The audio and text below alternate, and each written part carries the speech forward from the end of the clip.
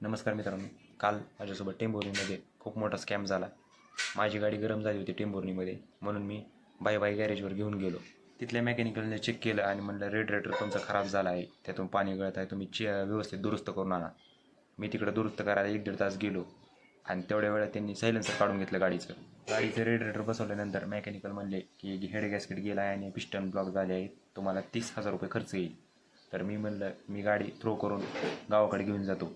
पण जेव्हा मी गाडी बाहेर काढायची म्हणलं गॅरेजच्या, तेव्हा ते काढू देत नव्हते. म्हणतो ते चावी, तुमच्या गाडीची चावी ही मेकॅनिकलकडे आहे आणि मेकॅनिकल दुसऱ्या गाडीकडे गेला आहे, त्याला यायला 1-1.5 तास लागेल. मला काय गाडी गॅरेजच्या बाहेर काढू देण्यात गेली. आणि जेव्हा मला संशय आला तेव्हा मी 112ला कॉल केला आणि तिथं हमीद नावाचे मालक आहेत, त्यांना माहीत झालं की ते गाडी काढून निघून गेले. आणि पोलीस साहेब आले नंतर आणि मी तिथला गॅरेजमधला व्हिडिओ काढायला चालू केला. तिथले कारागीर त्यांचेच आणि तिथलेच माणसं 2-3 अंगावर यायला लागले, व्हिडिओ का काढतोय, असं का करतोय, तसं करतोय, माझं का व्हिडिओ काढतोय, असं तसं म्हणत होते.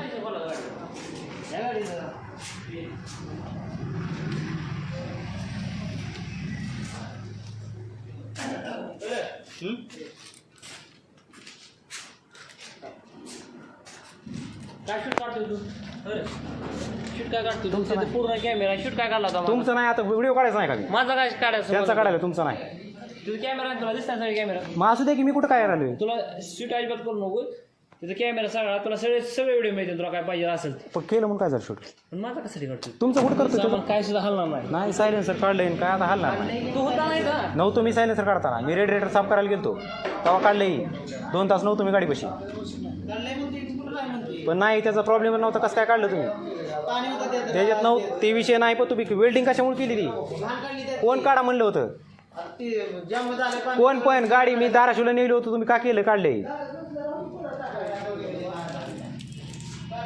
सायलेन्सर नाही माझ्या गाडीला, थोडा बी टच नव्हता. वेल्डिंग का केली? वेल्डिंग का केली? वेल्डिंग का केली? सगळं पाणी होतं. वेल्डिंग का पाणी केली? काढून ते सगळं काढले, साफ केलंय. मी काय म्हणतोय गाडीचं नाही नाही म्हणत नाही. साफ केलं. वेल्डिंग का केली? मी काय म्हणतोय, बरं काढलं तुम्ही, वेल्डिंग का केली? ती साफ केलं मग काढले त्यातलं. काय फोडून काढून वेल्डिंग केली का? हा. फोडून काढून वेल्डिंग केली? सायलेन्सरला फोडून काढून वेल्डिंग करतात?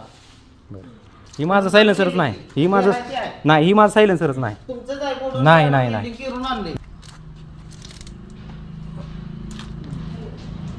दुकानात सर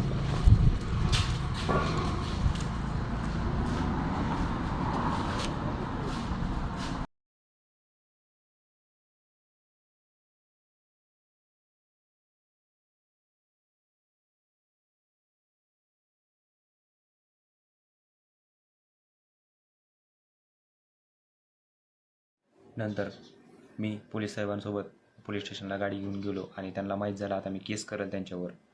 तर त्यांनी नंतर पाठीमागून कॉल केला आणि म्हणले की मिटवून घेऊ, काय असेल ते तुमचं काय, किती द्यायचे पैसे, किती द्यायचे तर सांगा, असं तसं म्हण. आणि नंतर त्यांनी मान्य केलं की काढून घेतलं आहे आणि नंतर म्हणले की मिटवून घेऊ, काय असेल ते तुमचे पैसे देऊ. त्याच्यामध्ये आमचा काय हात नाही. त्या कारागिरीनं चोरी केली, आम्हाला काय माहीत नाही त्यानं काय केलं काय नाही, असं तसं म्हणायला लागले. काय असेल ते तुमचं देऊ म्हणायला लागले, किती द्यायचे सांगा. मग मी म्हणलं मला नाही, पैसे नाही पाहिजे म्हणलं, माझं सायलेन्सर द्या, नाहीतर मी केस करतो म्हणलं. नंतर ते म्हणले की जर तुम्हाला केसच करायची असली तर करा, आमचा पूर्ण मोठा हात आहे, आम्ही बी बघू काय असेल ते, असं तसं म्हणायला लागले. घ्यायचे असेल तर तेवढे पैसे घ्या, नाही तर जावा निघून म्हणले, आमची बी ओळख आहे, असं तसं काय होत नाही आम्हाला केस केल्यानंतर, असं म्हणत होते ते. नंतर तसं म्हणल्यानंतर मी काय नंतर केस केली नाही आणि त्यांनी मला फोनपेला 15,000 रुपये पाठवले.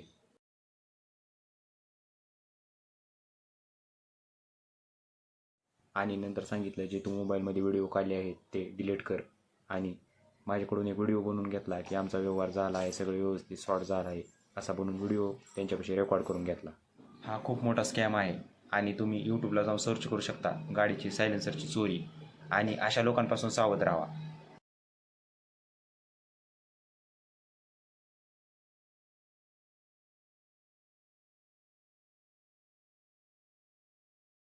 आणि माझ्यासोबत जी सायलेन्सरची चोरी झाली आहे ती कोणासोबत होऊ नये म्हणून तुम्ही जेवढा होईल तेवढा व्हिडिओ शेअर करा